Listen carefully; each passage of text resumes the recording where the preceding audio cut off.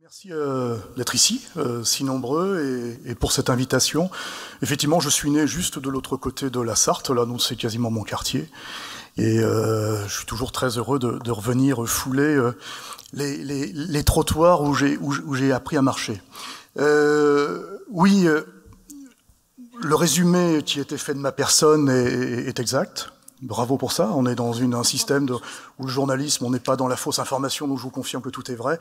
En revanche, j'aurais quand même précisé que je ne suis pas Anthony Bélanger. Je suis Anthony Bélanger, mais je ne suis pas l'Anthony Bélanger que vous entendez de temps en temps sur France Inter. C'est un homonyme, il a la même profession que moi, la même spécialité. Il est à la radio, moi je suis à Bruxelles et je dirige cette grande fédération mondiale. On se connaît, beaucoup nous confondent, très souvent. Nous appellent l'un pour l'autre, ça fait parfois des situations un peu cocasses. Lorsque Jacques Lang, par exemple, m'appelle pour m'inviter à l'Institut du monde arabe, mais il voulait l'autre et puis pas moi. Et ça, l'inverse est vrai également. On va faire un zoom arrière par rapport à ce que mon confrère vient de décliner. C'est-à-dire que lorsque j'ai été invité ici, j'ai accepté pour deux raisons, bien entendu, parce que c'était Le Mans. Et la deuxième, c'est parce que au sein de la Fédération internationale des journalistes, donc que je dirige depuis Bruxelles, qui est une organisation de 600 000 journalistes, répartis dans 150 pays, avec des bureaux. Le siège est à Bruxelles, mais j'ai des bureaux à Sydney, au Népal, à Dakar, à Hong Kong, à Buenos Aires. Tout ce petit monde-là organise une fédération professionnelle qui est notamment en charge de la vie des journalistes dans son quotidien, c'est-à-dire la vie syndicale, c'est-à-dire les salaires. C'est des sujets que je vais négocier directement au nom de tous les journalistes du monde au sein des agences des Nations Unies, à l'Organisation internationale du travail, notamment à Genève, les salaires, les retraites, la santé, hein, ça c'est des choses qui sont acquises, mais peut-être remises en cause, hein, si je comprends bien, j'habite plus ici, mais vous avez bientôt une élection ici, il y a peut-être des choses qui vont être remises en cause, en tout cas repoussées. Il y a des choses qui n'existent pas dans les 3/4 des pays du monde, et c'est ces sujets-là qu'on négocie dans des discussions tripartites entre les gouvernements et les fédérations patronales. Mais aussi la protection et la sécurité des journalistes, qui est un des grands points de mon quotidien, malheureusement, un des points les plus noirs, puisque quand j'ai préparé ce dossier, on venait de sortir notre bilan annuel qu'on sort depuis 1990, que je vais vous présenter rapidement tout à l'heure, le bilan annuel des journalistes tués sur le terrain et des journalistes en prison. Et vous verrez qu'il n'est pas très réjouissant de voir le nombre de confrères. Et quand j'entends ce que j'entends là, je suis très souvent sur le terrain. J'étais récemment au Tchad. Je vais en Irak le mois prochain. C'est des endroits que je connais bien aussi. Et on rigole pas. On rigole pas dans ces endroits-là. Et on rigole surtout pas avec la sécurité. J'en parlerai tout à l'heure. Donc, en août dernier, Kaboul tombe et les talibans prennent le pouvoir. En tout cas, on le leur laisse. Et à partir de là, il y a une sorte de cauchemar qui s'est mis en place à partir de Bruxelles, avec mon équipe, et notamment mon adjoint, où des centaines et des centaines de journalistes ont décidé de quitter, parce qu'ils étaient clairement menacés, visés, puisqu'il y a quand même une grosse douzaine de journalistes qui ont été tués en quelques semaines. Et j'ai publié, moi, en tant qu'SG de la FIJ, de la Fédération internationale des journalistes, un appel au secrétaire général des Nations Unies, à la directrice générale de l'UNESCO, qui est une de ses adjointes pour la sécurité et la protection des journalistes, pour protéger ce pays. Appel qui était entendu, puisque j'ai pu ensuite, de façon assez discrète, discuter avec l'UNESCO, notamment pour organiser les évacuations de nos confrères et de nos consoeurs, par centaines, et beaucoup encore sont encore coincés dans les pays aux alentours, hein, Ouzbékistan, Pakistan essentiellement, quelques-uns au Qatar et quelques-uns aussi en Turquie, en Europe du Sud. On continue à travailler. Encore ce matin, j'avais des contacts avec quelques-uns d'entre eux qui sont toujours coincés au Pakistan, qui n'arrivent pas à avoir de visa pour pouvoir tout simplement sauver leur peau. On n'est même plus dans une question de journalisme, on est dans une question de sauver sa peau.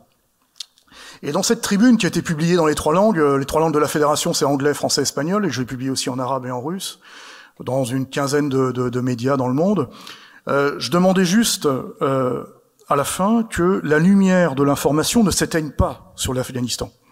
C'est-à-dire que, même s'il y avait moins de monde, tu as raison, il y avait quand même beaucoup de monde. On tombe dans une période où l'actualité est traditionnellement basse, le mois d'août. Donc il y a eu beaucoup de confrères et de consoeurs qui sont allés sur place, et notamment des confrères et consoeurs occidentaux. Et il se trouve que ça a duré quelques semaines jusqu'à ce que l'actualité reprenne ailleurs. Et si j'écrivais ça, c'est que sur le Yémen, qui est aussi un pays complètement oublié, où on a aussi une fédération syndicale avec laquelle on travaille, il n'y a plus aucune couverture sur place. On est quasiment les seuls sur place, nous en tant que fédération mondiale. Et j'espérais que, et je demandais que cette lumière ne s'éteigne pas, la lumière de la formation ne s'éteigne pas sur l'Afghanistan. Et la lumière s'est éteinte. Plus personne n'en parle. Elle est allumée actuellement sur l'Ukraine, et tant mieux. Il faut documenter, il faut dire ce qui se passe. Très compliqué, effectivement, tu as raison d'aller en Russie. Moi, j'ai la chance d'avoir une partie j'ai 65 000 membres en Russie, c'est le plus gros membre de la Fédération internationale. J'en ai 10 000 en Ukraine. Je vous cache pas, ils sont tous les deux en conflit, hein, même s'ils sont tous les deux membres de la FIGE, mais ils sont aussi en conflit. C'est aussi quelque chose que j'ai à régler en interne. Mais les informations sont effectivement très difficiles. Il n'y a pas 36 possibilités de sortir de Russie aujourd'hui. Soit c'est Helsinki vers la Finlande quand on passe par le nord, Moscou, Helsinki via Saint-Pétersbourg en train, on le fait encore, ou par l'avion vers Istanbul. Et pour tout vous dire, puisqu'on est vraiment en direct, là, quand je suis arrivé d'ici de Bruxelles hier soir, j'ai reçu une quinzaine de messages de confrères et consoeurs, il y a des femmes aussi dedans, qui venaient d'arriver à Istanbul et qui me disent, voyez, on a quitté des Russes, journalistes russes, télévision essentiellement. On est à Istanbul, c'est pas le paradis des journalistes, vous le savez, la Turquie. Qu'est-ce qu'on fait ? Qu'est-ce que tu peux faire pour nous ? Donc, je sais qu'en rentrant lundi, j'ai ma cellule de crise Ukraine-Russie avec notre fédération européenne, et il va falloir qu'on trouve une solution pour ces confrères et consoeurs qui sont coincés. Voilà, ça c'est la situation actuelle. En tant qu'SG de la FIGE, je me considère comme une sorte d'urgentiste de l'information. C'est-à-dire que, où que j'aille, soit en Irak le mois prochain, ou au Tchad il y a quelques semaines, il y a toujours des problèmes. Et donc en cela, je suis pas seul, bien entendu, hein, j'ai une équipe qui travaille avec moi, mais on est des sortes d'urgentistes, et on a, pour être honnête, on a quand même beaucoup de difficultés à mettre en route les sujets qui sont les nôtres. L'Ukraine, très concrètement, on est sur des cas, on est plus dans le journalisme, c'est-à-dire que ce sont des cas très concrets.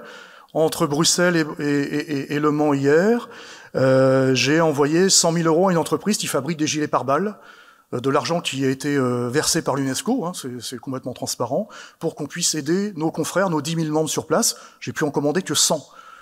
Vous voyez un peu, vous faites le prorata, 100 pour 100 000, et avec 100 casques également, et des plaques de fer, parce qu'ils ont besoin, ils sont complètement sous-équipés et ils se font plomber, il y a beaucoup de blessés.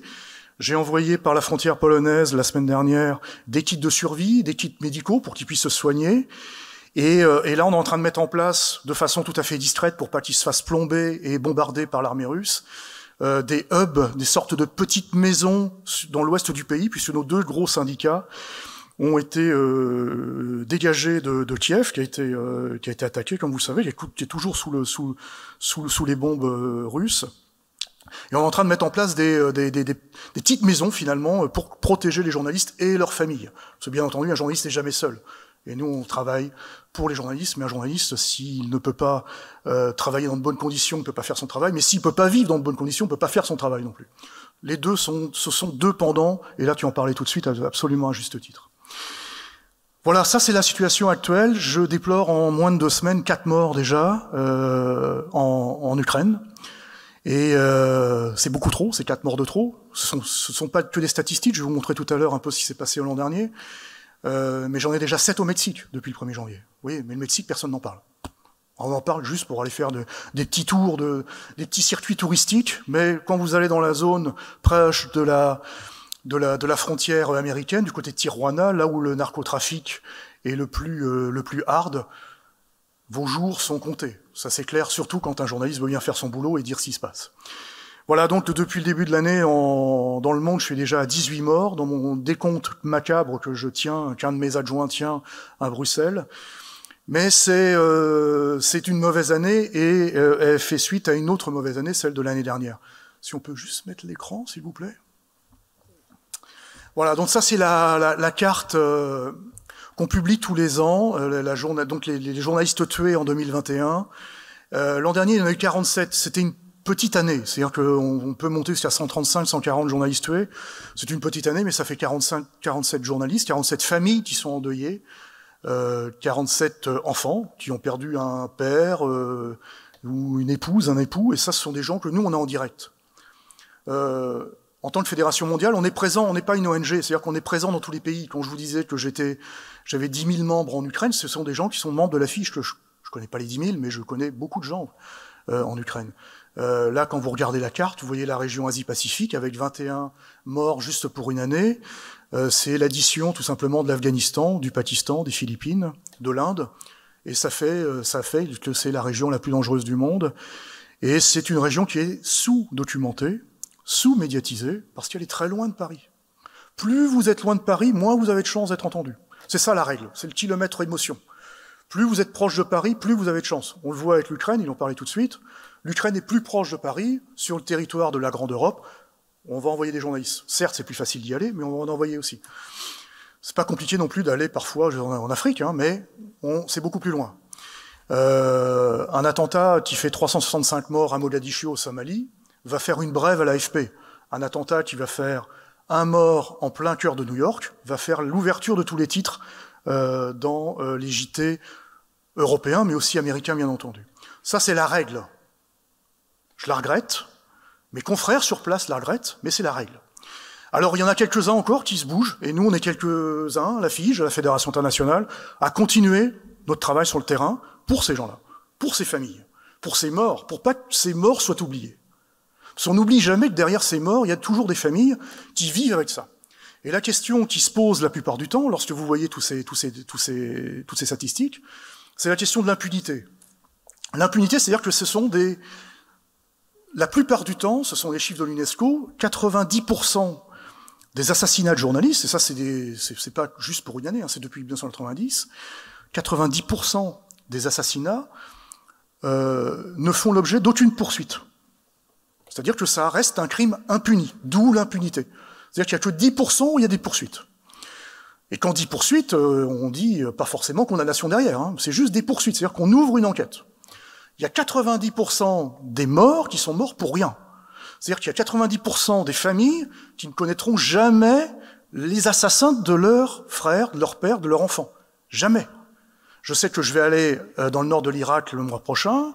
C'est le pays qui a payé le plus lourd tribut dans toute l'histoire des morts, si on peut dire, des journalistes dans le monde. Et à chaque fois, je reçois les familles qui ont besoin de venir me dire ça. Je les sais, je connais ces histoires. Mais à chaque fois, j'ai une séance lourde de 3 heures où on me dit « Qu'est-ce qui s'est passé? Pourquoi mon gouvernement ne lance pas une enquête? Pourquoi les Nations Unies n'interviennent pas ici? Pourquoi la Fédération internationale ne nous aide pas plus ?» Voilà, c'est que des questions. Réponse que moi je n'ai pas. Vous imaginez, j'ai une trentaine de salariés, moi, pour 600 000 journalistes. Donc vous imaginez bien que l'urgentiste dont je parlais tout à l'heure, et en plus avec des moyens limités, les Nations Unies elles-mêmes, qui ont d'autres moyens, n'y arrivent pas non plus. Parce que c'est des questions nationales. Et c'est pour ces raisons-là qu'on travaille en tant que Fédération mondiale directement avec les Nations Unies à New York ou le Haut Commissariat aux droits de l'homme à Genève. Donc, cette liste des morts fait aussi la suite, si j'arrive à faire ce changement. Il y a aussi les journalistes en prison. Ça, c'est la deuxième partie. Il y a plusieurs niveaux quand un journaliste vous ennuie. C'est à peu près, soit vous lui envoyez quelques menaces, quelques intimidations, ça c'est le premier niveau. Le deuxième niveau, c'est vous le mettez en prison. Et le troisième niveau, vous l'assassinez. Le troisième niveau, vous l'avez compris, beaucoup plus radical. Au moins, on a moins de problèmes quand on passe directement au troisième niveau. Les deux premiers sont, je dirais pas moins ennuyeux, mais quand même beaucoup plus ennuyeux, puisque quand on a des intimidations ou des prisons, ça joue aussi sur le reste des journalistes dans le pays, le reste de la rédaction. C'est-à-dire que quand un journaliste va en prison pour avoir écrit un papier qui n'a pas plu à un gouvernant ou à un chef d'entreprise, ça joue sur la mentalité et sur l'esprit d'une rédaction.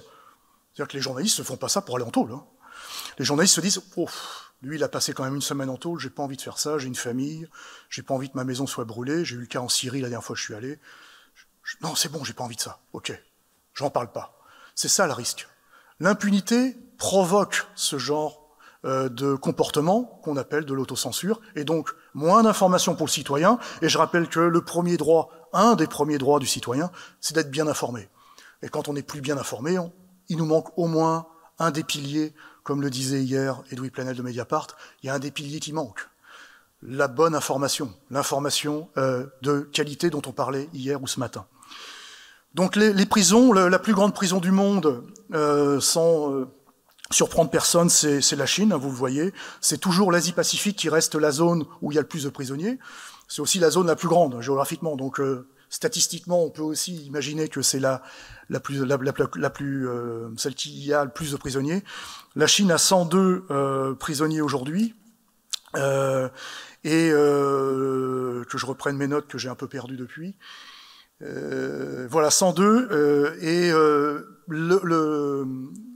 L'Europe, contre toute attente, est en deuxième position. Je ne sais pas si vous l'avez vu. La grande Europe qui donne des leçons à tout le monde dans le monde, est en deuxième position.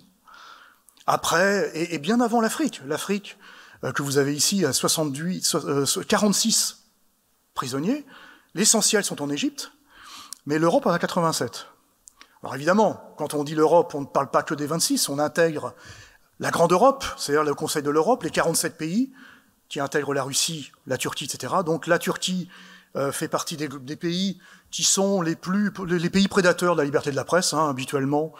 Moi, à titre personnel, j'ai déjà eu des pépins là-bas. À chaque fois que j'y vais, j'ai des petits pépins, en tout cas des petites intimidations gentilles, hein, parce que j'ai un passeport français, donc je risque pas grand-chose, mais si vous avez un passeport turc, vous avez quand même d'autres problèmes. La Turquie, la Biélorussie, ce sont les deux gros faiseurs de prisonniers en Europe.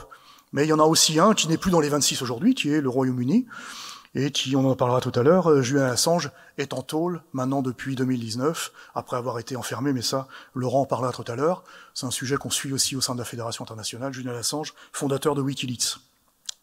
Alors les prisonniers, quand on fait le point sur, c'est pas ce côté, c'est celui-ci, voilà la période 90-21, l'ensemble des décès, vous voyez un peu comment ça évolue. Le pic que vous avez au milieu, c'est l'occupation américaine de l'Irak. Je parlais tout à l'heure de l'Irak, voilà ce que les journalistes irakiens ont payé comme tribut.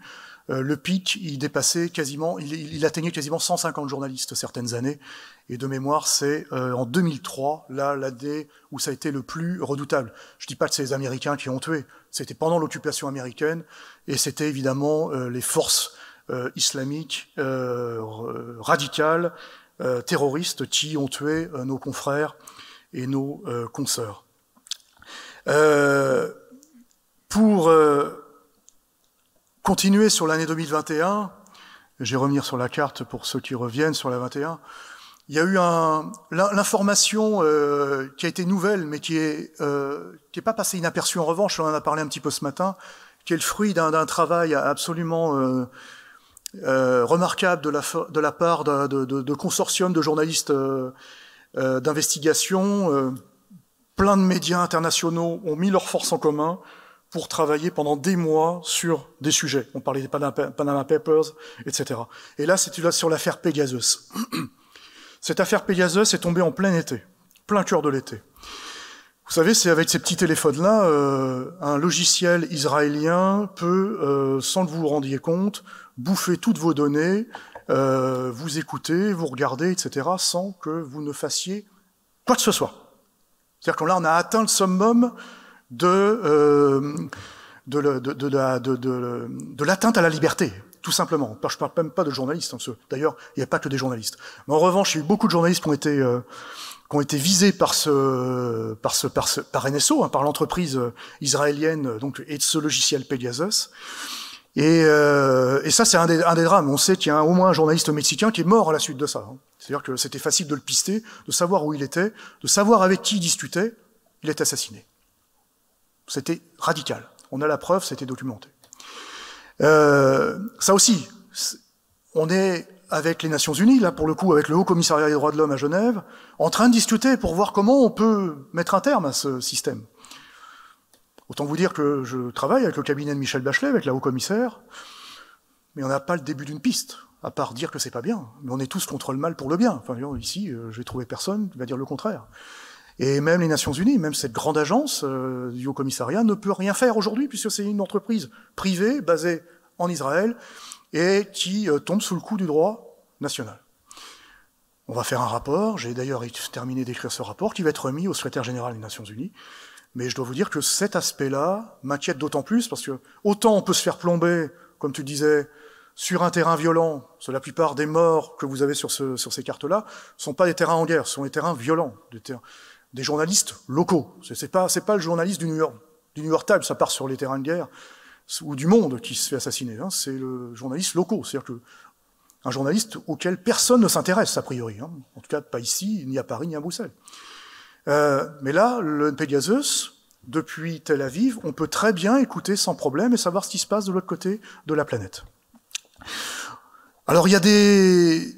Qu'est-ce qu'on fait avec ça? Parce que tu parlais de métier dangereux, vous voyez, c'est un métier dangereux. Oui, c'est un métier dangereux. Ouais. C'est un métier en danger non, je crois pas que ce soit un métier en danger, mais c'est un métier dangereux, un métier où il faut vraiment être prudent, on part pas sur un terrain de guerre sans être protégé, on part pas sur un terrain de guerre sans être assuré, et je rappelle que la protection et la sécurité des journalistes, c'est l'affaire des employeurs. Si vous travaillez à Super U dans le rayon liquide, et que vous avez une palette qui vous tombe dessus, c'est votre employeur qui doit vous protéger correctement. C'est pareil quand vous êtes envoyé pour un média dehors. Et même quand tu es pigiste, il y a des droits. T'as pas moins de droits qu'un autre. Ça, je le rappelle souvent, on part pas sans rien, ou sinon on ne part pas. Trop souvent, je déplore soit les blessés, soit les morts. Parce que tout ça, une fois que c'est fait, c'est fini. Et là, les familles, elles nous appellent après. Qu'est-ce que vous faites pour nous? Qu'est-ce que vous faites pour lui? Il n'y a plus rien à faire, malheureusement. Et quelle solution? Et je terminerai là-dessus. Je suis bientôt à la fin? C'est vrai. On a différents moyens. Au sein de la Fédération mondiale, on travaille directement avec des juges internationaux, souvent basés dans le Royaume-Uni. C'est là qu'ils sont pas parce qu'ils sont anglophones, mais parce qu'ils sont souvent très au fait des lois des pays où ça se passe le plus mal, en l'occurrence au Yémen, en Palestine, au Burundi, et on finance ces avocats, pardon, on finance pas les juges, hein, je laisse toujours la justice de côté. J'aimerais bien parfois, hein, d'ailleurs pour Assange, il faudrait qu'on en parle à Laurent, il y a peut-être moyen de trouver un moyen. En tout cas, on finance des avocats pour qu'ils aident nos journalistes, parce que moi je ne suis pas, j'ai été présenté tout à l'heure, je ne suis pas un juriste, même si je connais des choses, mais je ne suis pas capable de défendre un dossier en anglais devant une cour anglophone ou britannique. Donc ça, on le finance. Et il y a des résultats. On a eu des résultats récemment encore au Burundi. On a une grande campagne en ce moment depuis 2018 pour faire adopter une convention. Et je vais au Quai d'Orsay au ministère des Affaires étrangères mercredi prochain pour en parler avec la France, hein, qui l'a toujours pas signée. Elle a été signée par de nombreux pays. Hein, c'est quand je me promène, si je puis dire, dans les différents pays, la plupart du temps, je reviens avec une signature du président ou du Premier ministre, de façon discrète, s'ils veulent pas forcément que ça se sache. Et moi, j'ai pas forcément envie de le dire non plus. Je le dirai qu'une fois qu'on aura suffisamment de signatures devant l'Assemblée générale des Nations Unies à New York. Une convention des Nations Unies qui doit mettre fin, en tout cas, qui devra essayer de mettre fin à cette fameuse impunité dont je parlais tout à l'heure. C'est un mécanisme juridique international qui est assez facile. Une composition d'une quinzaine d'experts qui aideront les pays où il y a le plus d'impunité à mettre en route des enquêtes pour faire condamner, dans le meilleur des cas, bien entendu. Et on n'est pas dans un monde de bisounours, hein, la Fédération internationale, vous l'avez compris, notre quotidien est souvent plombé par des drames. Mais en tout cas, on y croit, on pense qu'il y a deux moyens de régler les problèmes pour les journalistes. Un moyen international au sein des Nations Unies, c'est quand même leur boulot. Et donc là, nous, en tant que spécialistes, on les aide. On a des textes, on les fait signer par les États pour qu'ils puissent eux-mêmes après les faire signer, les faire voter à l'Assemblée générale des Nations Unies. Et d'un point de vue local, national, on forme, toutes les semaines, j'ai une formation un peu partout dans le monde, on forme nos journalistes à la sécurité, à la protection, il y en a encore une qui s'est terminée hier, qui était à Amman, en Jordanie, pour les aider à se protéger, et évidemment avec du matériel, bien entendu. Ça, ce sont les deux niveaux d'action que nous avons avec nos propres organisations syndicales. Et enfin, et j'en aurais fini, c'est mon petit carnet. C'est ce qu'on a fait pour l'Ukraine, et donc je vais d'ailleurs terminer par par ce par quoi j'ai commencé. On fait des levées de fonds, comme vous en entendez partout, mais on l'a fait pour l'Afghanistan, qui a pas trop mal marché. Pour le Fonds de sécurité internationale, l'International Safety Fund, qu'on a sur notre site internet de la Fédération internationale, et en moins de 2 semaines pour l'Ukraine, nos syndicats, mais pas que, des amis des journalistes, des familles de journalistes, et même des familles de journalistes qui ont été assassinés dans le passé, ont fait des dons de façon assez importante, et en moins de 2 semaines, on a reçu 200 000 euros. Et quand je vous dis que quand je reçois 200 000 euros, j'en dépense 100 000 pour envoyer, pour payer donc des gilets pare-balles et des casques qu'on va renvoyer directement en Ukraine et pour monter ces petites maisons là dont je parlais tout à l'heure. Voilà, je serai ouvert à toute question après et j'espère ne pas avoir trop dépassé. Merci beaucoup.